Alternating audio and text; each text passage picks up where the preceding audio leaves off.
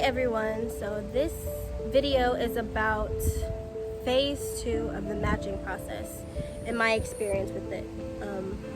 So stay tuned if you want to know more about that.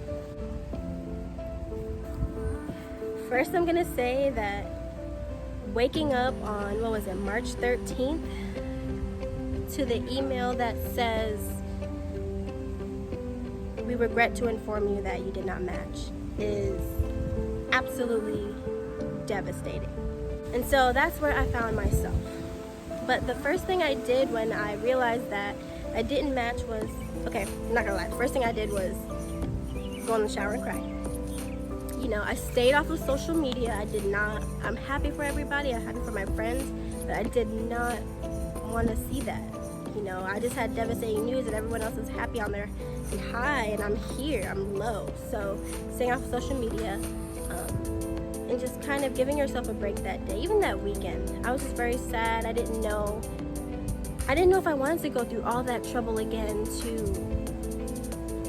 make a new letter of intent, to look up new programs, to interview again. Like, that just seemed like such a lot to do when I spent so much time doing it already. And so it was a big blow, and I took the weekend to just, you know, be miserable about it. But it's okay. First, College of Pharmacy know who matches and who doesn't magically, and I got an email from them midday that day already, like, hey, we have a support group, we have a Zoom, call in, we're here for you, this is it. So, you know, and it also helps to have somebody that's there to support you while you're really coming off of that, like, wow, I did all this work, I flew to all these places, I prepared so much, I worked so hard, and nothing. And it's always good to have somebody support by your side when you're going through it, even if, you know, I know it's a stressful process, so it's always good to have somebody there cheering you on, pushing you, whether you match or you don't match. You know, it's always good to have somebody to encourage you and let you know that there's always something else. You know, keep going, don't stop. You know, continue doing what you're doing. You'll be good. Thanks. Even to explore other options, like, well, do I really need residency? Can I get to the place I want to be just getting a job? What are jobs available? Is it, you know, what connections do I have? You know, long story short, the reason why I wanted to do a community residency is because I never worked as a technician before. I really felt like community was the place I wanted to be. Most of my pharmacy school experience was working in the MTM call center, which is great. That's what made me comfortable talking to patients, but it was the community piece that was missing. And I feel that I'm meant to be in the community space to really just be out in the open for patients to be able to talk to them and all that stuff, direct patient care. So I knew I wanted more training in that so I could feel more comfortable. So I needed a residency. You know, I wanted to train, see the ins and outs of how it works and all that. I decided, with the help of my mentors and the mentors that my school gave to me, I went ahead and I looked at different programs. When the match comes out, there's a list that shows what other programs didn't match. And so that's where I went. There's a hospital one, a managed care, and then the community one. I went to the community list and saw all the community and care residencies that were still open. I looked on there to see maybe location-wise, maybe company-wise who they were. And there were a few on there that looked interesting, but not in any location that I was thinking about before. Just random places. And so you really have to get over the, wow, these are the choices that I have. And if this is the path I want to take, then I have to be more open.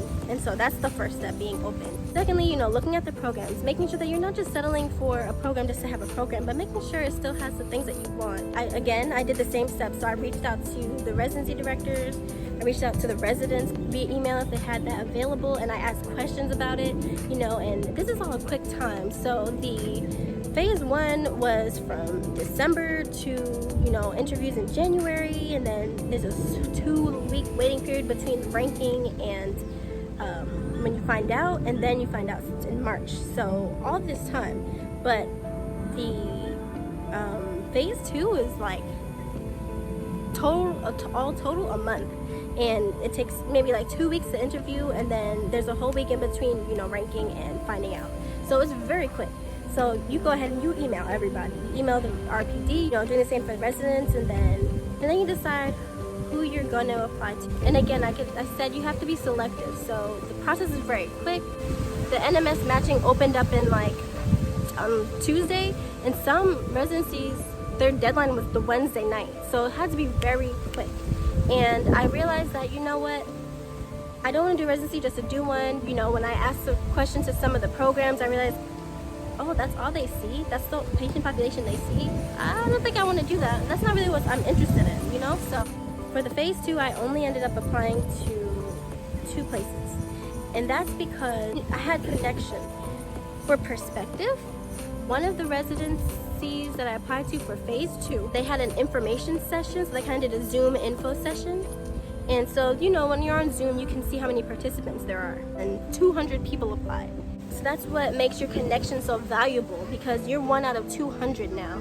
So I happen to have a connection at these different residencies. My mentors had connections that they were able to give to me, and I could email them, and there's a connection. So all those things really help. It comes full circle, because going back to being yourself in your interviews, one of the places that I applied to was because I did my appy close to there, and I happened to shadow at that facility, and so they remembered me shadowing, and they remembered my name, my face. So, you know, I got an interview with them. And then the other one was actually the same company that I had ranked as my #1 choice during phase 1, but I didn't get it. And so that RPD reached out to me. I encourage you to apply to the other location. So this RPD was my connection to that other residency. So that was only possible because I was myself on that interview. I came across as genuine myself. You know, they liked what they saw, and that's why they fought for me. Well, and I'm pleased to announce that I did get a residency for phase 2, so that worked out, and it's again because of the connections and the networking that I have. So I'm very humbled and very grateful for the chance to get a residency, but I understand that it is hard. You know, phase 2 of the residency program is humbling. If you choose to pursue phase 2, then go for it with just as much zeal as you did phase 1, and hopefully that'll get you somewhere. Utilize your connections, keep with the interviewing skills, with your presentation skills, update your CV. All those stuff are still important. You still have to do it just very quickly, and it helps to have a support system, it helps to have mentors, it helps to have an understanding preceptor, and all of that. And so hopefully these tips for phase 2 you find helpful. If you want to know more about what it's like, you know, being a pharmacy student at one of the top universities in the country, subscribe, listen to other videos. I obviously, since I'm graduating in a few weeks, a lot of videos coming up will have different content, and it'll probably be more residency related or just career lifestyle related. We'll see. But thank you so much for watching, and if you're in phase 2, good luck.